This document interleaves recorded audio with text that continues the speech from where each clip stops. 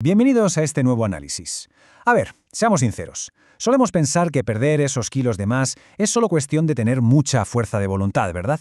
Bueno, pues resulta que la ciencia nos cuenta una historia totalmente distinta y mucho más fascinante. Hablamos de una auténtica guerra biológica. Hoy vamos a destapar cómo nuestra propia biología está programada para luchar contra la pérdida de peso con uñas y dientes. Vale, vamos al grano. Esta es la hoja de ruta que tenemos para hoy. Empezaremos con el mito de las calorías, pasaremos al estrés y el apetito, la trampa de la comida reconfortante, las matemáticas fallidas de las dietas, cómo el cuerpo contraataca y por último repensaremos el equilibrio energético. Sección 1. El mito de las calorías. ¿Por qué fallan las matemáticas tradicionales para perder peso? Durante décadas se ha repetido hasta la saciedad el mismo consejo médico. Simplemente hay que comer menos y moverse más. Suena lógico, ¿no? Pero, y esta es la gran pregunta, ¿por qué la pérdida de peso está biológicamente manipulada en nuestra contra? Quienes han intentado perder peso saben perfectamente lo frustrante que es esa lucha intensa. Pero ojo, que ese supuesto fracaso no suele ser por falta de disciplina individual. Es que literalmente el cuerpo percibe la pérdida de peso como una alerta roja, una amenaza directa a la supervivencia. Para poner la magnitud de esto en perspectiva, pensemos en este dato que es una auténtica barbaridad. El 64%. Sí, el 64% de los adultos en Inglaterra padecen sobrepeso u obesidad. Y esto ocurre justo cuando históricamente hay más personas intentando hacer dieta de forma activa. O sea, cuando un problema alcanza esta escala tan inmensa en la población, ni de broma podemos reducirlo a una simple falta de fuerza de voluntad. Hay algo metabólico mucho más profundo en juego. Sección 2. Estrés, cortisol y apetito. El impulso biológico de comer. Aquí entramos en el primer frente de esta guerra biológica. Antes de hablar de quemar energía, tenemos que entender los mecanismos que nos impulsan a comer. Y para eso es clave separar dos conceptos. Por un lado tenemos la alimentación homeostática, que es básicamente comer para obtener energía y no morir.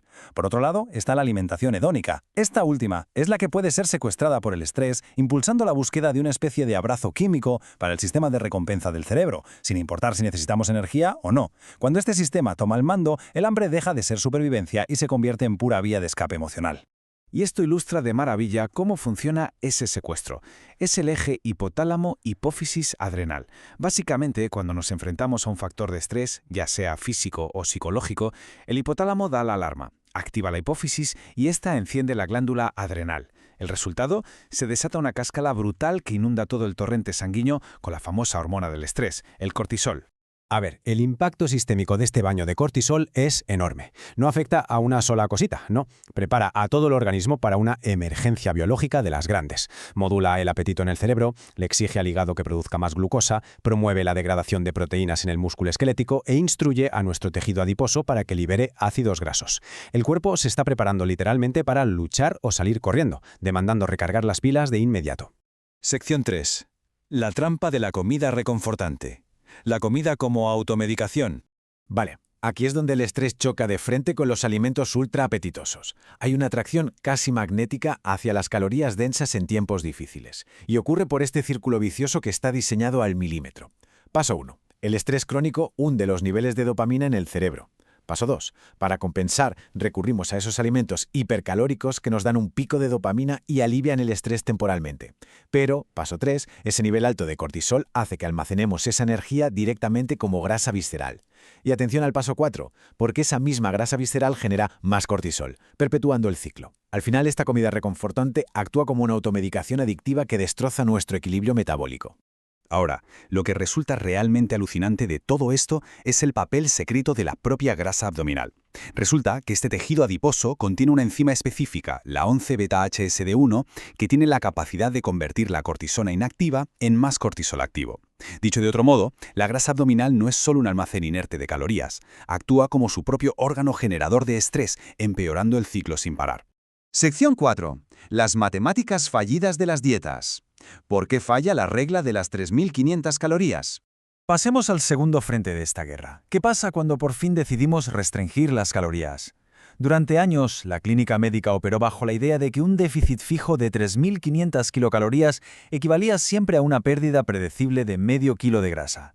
Sin embargo, como deja clarísimo esta cita de la literatura científica, esa regla sobreestima significativamente la pérdida de peso, falla de forma sistemática porque trata al cuerpo como si fuera una simple calculadora pasiva. Si comparamos estos dos modelos, vemos exactamente dónde está el problema de esas matemáticas clásicas. El modelo estático asumía erróneamente que recortar calorías provocaría una pérdida de peso constante y sin fin, ignorando por completo la adaptación de nuestro metabolismo. Pero el modelo dinámico nos muestra la realidad. La ingesta y el gasto de energía son interdependientes.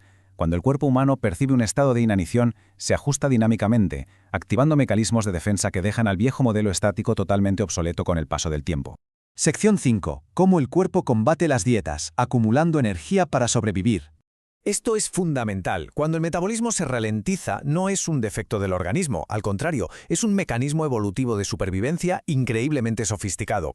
Al recortar calorías, el cuerpo reduce su gasto de energía por varias vías. Están las reducciones obligatorias, que son pura física, perdemos masa muscular, que quema mucha energía, y como pesamos menos, el coste energético de movernos cae. Pero luego están las medidas adaptativas, que son súper astutas. Nuestros músculos se vuelven literalmente más eficientes, trabajando lo mismo con menos combustible. E incluso sin darnos cuenta, el cuerpo disminuye la actividad física espontánea, como dejar de mover la pierna o cambiar de postura. Se convierte en un auténtico tacaño para ahorrar hasta la última gota de energía. Así que llegamos a un concepto absolutamente clave, la termogénesis adaptativa. Dicho de forma sencilla, es esa caída extra en el gasto de energía en reposo que no se puede explicar solo por haber perdido peso. Es el escudo protector definitivo del cuerpo frente a las dietas, cerrando filas a nivel celular para conservar la grasa que nos queda. Y para entender que esto no es ninguna exageración, prestemos atención a este número, 600. En el famoso experimento de inanición de Minnesota, restringir la energía al 50% hizo que el gasto energético en reposo de los participantes cayera en picado, 600 kilocalorías menos al día. Una parte enorme de ese frenazo metabólico era puramente adaptativa. Era literalmente el cuerpo pisando el freno de emergencia para mantener a esos hombres con vida. Sección 6. Repensando el equilibrio energético. Escapando de la guerra en dos frentes. Entonces, sabiendo todo esto, ¿cómo escapamos de esta trampa? Pues es imprescindible abordar ambos frentes de la batalla a la vez.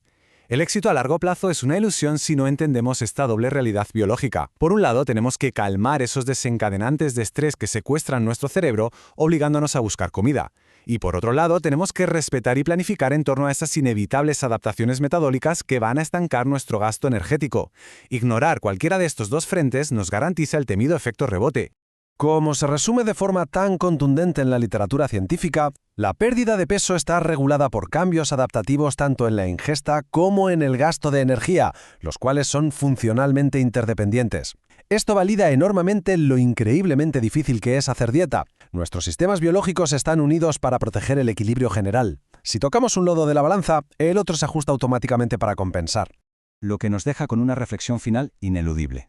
Si sabemos con absoluta certeza que la biología va a contraatacar con fuerza en cuanto restringamos la energía, entonces las dietas de choque están condenadas al fracaso desde el minuto 1.